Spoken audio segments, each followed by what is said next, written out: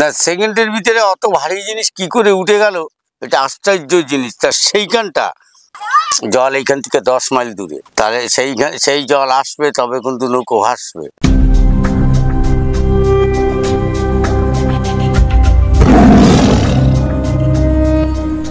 Hi friends, সুন্দরবনের ভূমিপুত্র চ্যানেলে সবাইকে স্বাগত।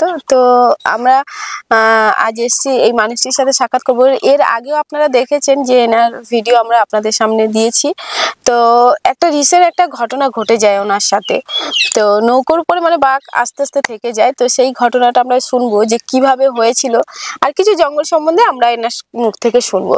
তো আসুন আমরা জানি এনার মুখ থেকে যে কি হয়েছিল, কি করতে গিয়ে মানে কাঁকড়া মারতে গেছি উপরে, কাঁকড়া মারতে গিয়ে সন্ধ্যা হয়ে গেছে। সন্ধ্যা হয়েছে পর সবাই নৌকো চলে এসছি। এবার এখন আমি রাঁধতে গেছি, রান্না করছি, আর এক নৌকো আর একজন আছে, সে রান্না করছে।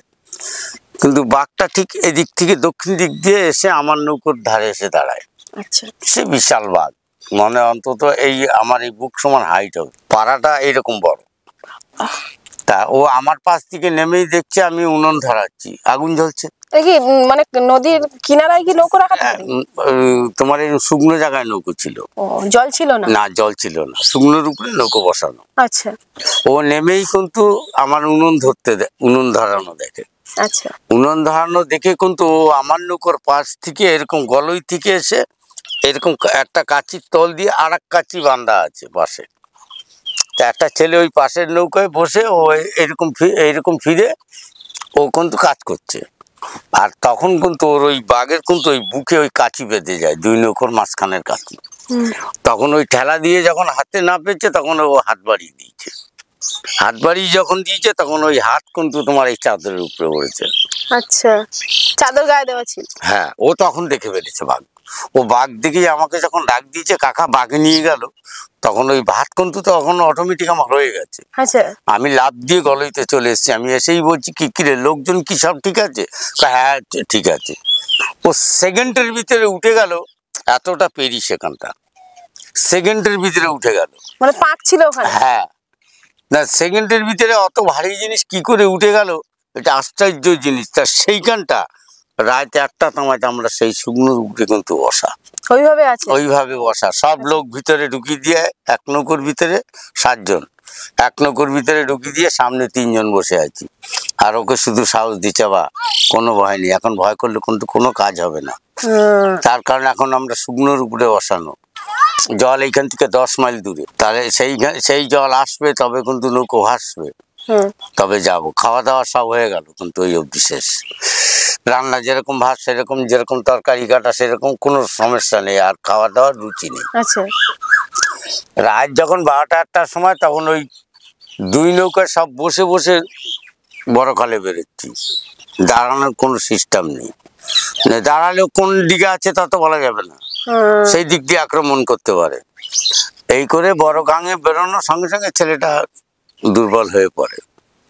মানে এত বড় একটা দুর্ঘটনা ঘটেছে না, মানে আতঙ্ক কি, ওর গায়ে যদি কোনো রকম তোমার নখ বসাতে পারতো তাহলে ওকে আমি ঠেকাতে পারতাম না আমরা, আর ওখান থেকে আমি নৌকো বের করতে পারতাম না।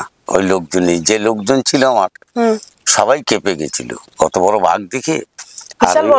হ্যাঁ মা, তারপর সন্ধ্যা হয়ে গেছে না, সন্ধ্যা হলে কি হয়, মানুষের তখন কোনো দিকেই দেখা যায় না, তখন অন্ধকার না। এইরকম বসে আছি, ধর এই যে আমরা 4-5 জন বসে আছি, ঠিক এরকম সবাই এক জায়গায় আছি, কিন্তু তার ভিতর দিয়ে পিছন থেকে এসে এই দুর্ঘটনা ঘটাচ্ছে। কিন্তু এইটা যদি মালে বসে হতো তাহলে কিন্তু আর রেহাই ছিল না, আমাদের নিয়ে যেত না।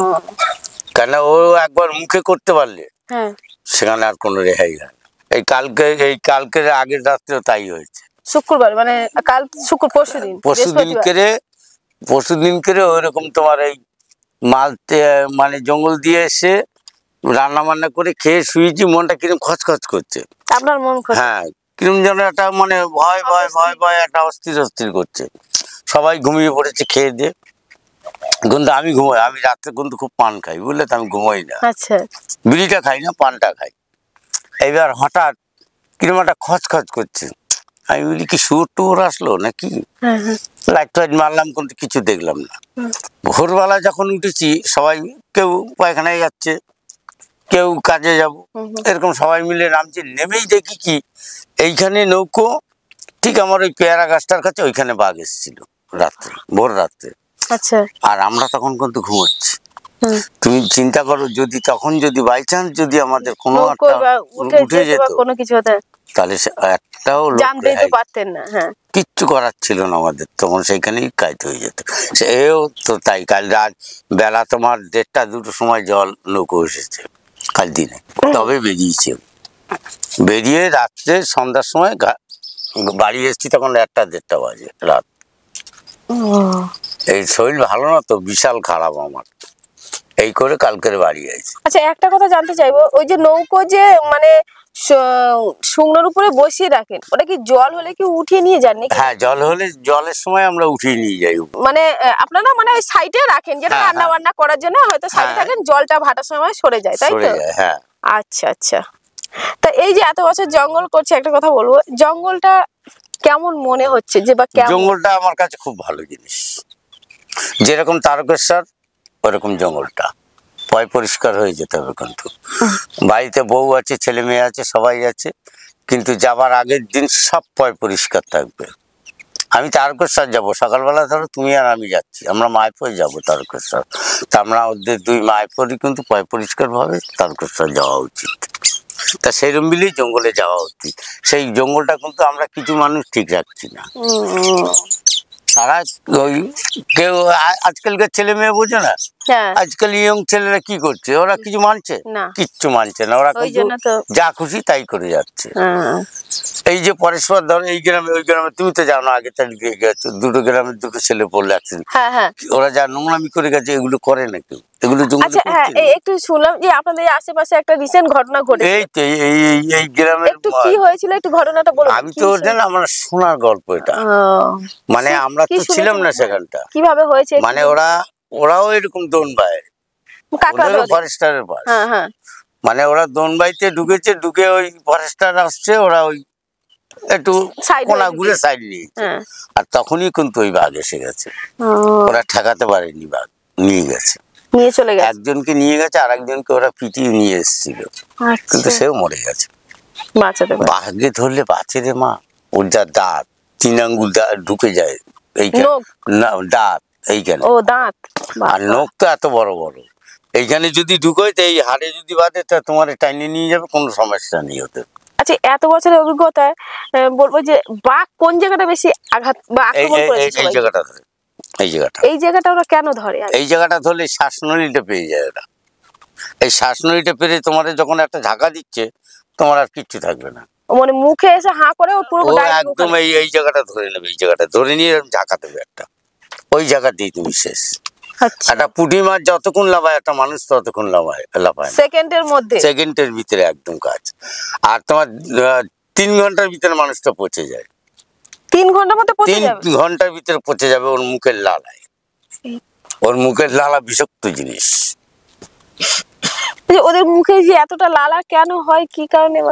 এই দেখো একটা জিনিস, সামান্য আমাদের বাড়িতে একটা বিড়াল আছে, ইঁদুর মারে তো, দেখবা যখন ইঁদুরটা ধরে, বিড়ালটা কিরকম করে, পাওয়ারটা ফেলে আবার একটা তোলে, নিজের পা নিজে অনেক সময় দেখবো কামড়ে ধরে। ওই বাঘও কিন্তু ওই সিস্টেম, মানে বাঘও নিজের পা কামড়ায়, নিজের পা ওই পাতার উপরে যদি খস করে উঠলো, খপ করে নিজের পা কামড়ে ধরবে। মানে শব্দটা যে, হ্যাঁ, শব্দ হলে হবে না, শব্দ হলে তো আমরা টের পাবো, ও কামড়ে ধরবে নিজের পা।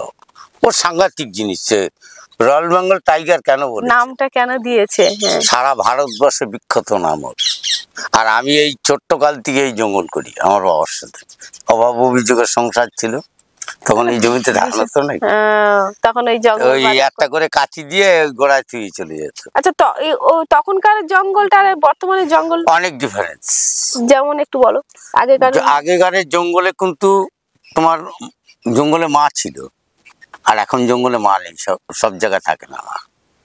তার কারণ এই মেয়ে ছেলেরা জঙ্গলে যে একদম টোটাল জঙ্গলটা নষ্ট করে ফেলেছে। এই দেখো, বলতে নেই মা মাসি সবাই তো আমরা সমান, তুমি যেখান থেকে এসছো আমি সেখান থেকে এসেছি, তাহলে আজকের তুমি আমার সঙ্গে জঙ্গলে যাচ্ছ, থাকছো কদিন, 10 দিন 12 দিন 15 দিন থাকছি আমরা, তা একটা মেয়ে ছেলের কিন্তু ঋতু হয়, অবশ্যই সেইটা যদি লুকোয় বসে হয়, সেই জঙ্গল সেই জিনিসটা কিন্তু অপবিত্র হয়। আচ্ছা, তাহলে এই জঙ্গলটাকে আমরা খেয়ে ফেলেছি, বুঝলে? নাহলে এই জঙ্গলটা আজকের এরকম হবে কেন?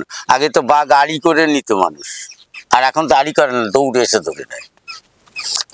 ওইখানে দেখলেও তোমাকে দাঁড়িয়ে আছে, এইখান থেকে দৌড় দেবে তো, সে তুমি চোখের পাতা ফেলতে পারবে না, তার আগে কিন্তু পৌঁছে যাবে, সেকেন্ডের ভিতরে গিয়ে তোমার ফেলে দেবে। এইখানটা ধরবে, ধরে ফেলে দেবে, ফেলে দিয়ে 2 পা জাগিয়ে নিয়ে চলে যাবে। এরকম জিনিসও সাংঘাতিক জিনিস।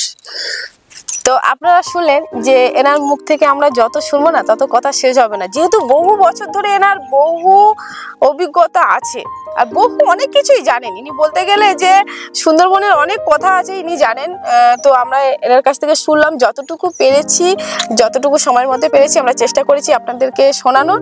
আর আপনাকে অসংখ্য ধন্যবাদ এত সুন্দর মানে জীবনে যে ঘটনা বা সুন্দরবনের ঘটনা আপনাদের শোনালে, আমাদের দর্শক বন্ধুদের শোনালে, তার জন্য অসংখ্য ধন্যবাদ।